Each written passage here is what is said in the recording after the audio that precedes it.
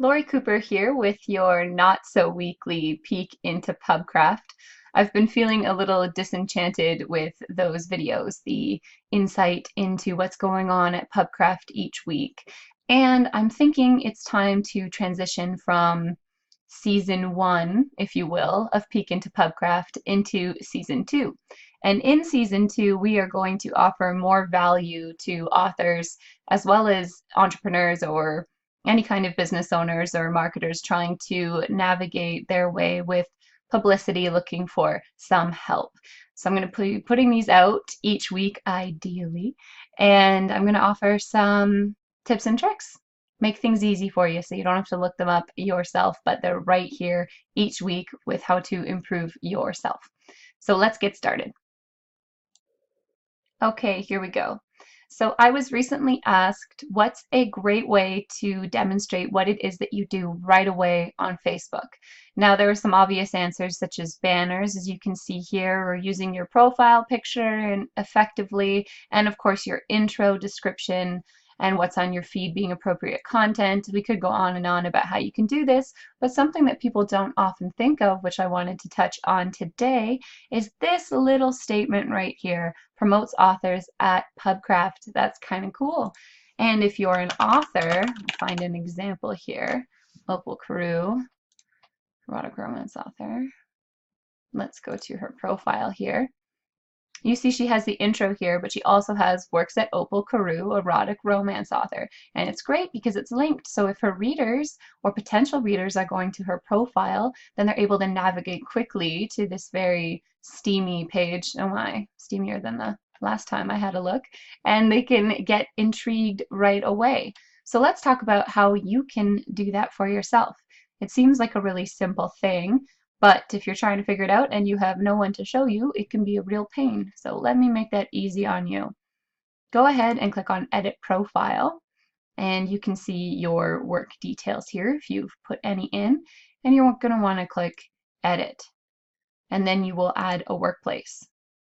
So company, where have you worked? This is where you're going to put in your author page, assuming you have one, and you should have one, and if you don't, I can help you. So you're going to want to put in the address for that. And keep in mind that this is not just the name of it. For example, if I put in Pubcraft, I'm not going to see what I want. No, that's not me. But I know my address has Lori Pubcraft in it. So there it is. That's the one I'm going to want to select. But let me make up one, in this case, that's different than what I already have to help the example. So let's say I worked at Carleton University. Oh, spelling is hard. Carleton University. So let me go ahead and click that. Oh, okay, future students. This is where it gets interesting. So what is your job title? Now, typically someone might write here, let's say I'm a facilitator, or I am an orientation leader. Okay, so I could write that in here, and that's great because then people will see the link orientation leader and they can click on it. But let's spice that up a little bit. And say, what do I do there really? Let's say I help students. I don't actually work at Carleton University, by the way, although I did go there. So let's say help students. You can see I've tested this out before. That's why there are the multiple examples. So let me give a different example so that you know that it is indeed possible, even if you haven't done it before. I wrangle first years. Okay, so you create wrangle first years, and you can do that with anything that you would like to say, and you make sure that the required city town is in there and that it says I currently work here, and you can select any details you like there. You can say whether you'd like it to be public or for whatever customization you like here. If you want it to show up and be able to see it, you really do want it to be public there. That's the idea, and you go ahead and save changes. So once that is saved, and I navigate back to my page, let's go to my timeline here. I'm going to see it appear there. Wrangles first years at Carleton University, future students. So that's kind of cool.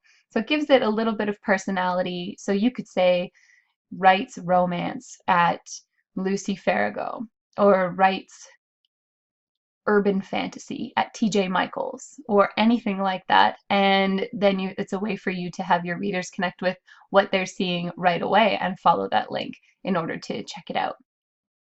However, let's say that you put something in that's not true, like I just did, or you put something in where you misspelled, or you just hate it, you're freaking out. Don't worry. You can go and click edit, and you're going to see your work description again, or perhaps it didn't even show up, right? So you can deselect it. You can deselect anything you want to have it show up the way you like. And if you'd like to delete it, you just click that edit button and you go ahead, click options, there's the drop down menu, and select delete. And then I want to remove Carleton University future students. No, thank you. I am happy with what I am doing. All right, and then if I go back to my timeline, I can see that it's all set up and good to go. So I hope this was helpful for you and that you'll like this new style of weekly peek into pubcrafts where we're offering more tips and hints and helpful information for you as you navigate your author journey primarily. And please know that you can pose questions to me, which I can answer on these as well. So if you're looking for targeted assistance in that way, let me know. You can email me at laurie@pub-craft.com. So LAURIE at PUB-CRAFT.com.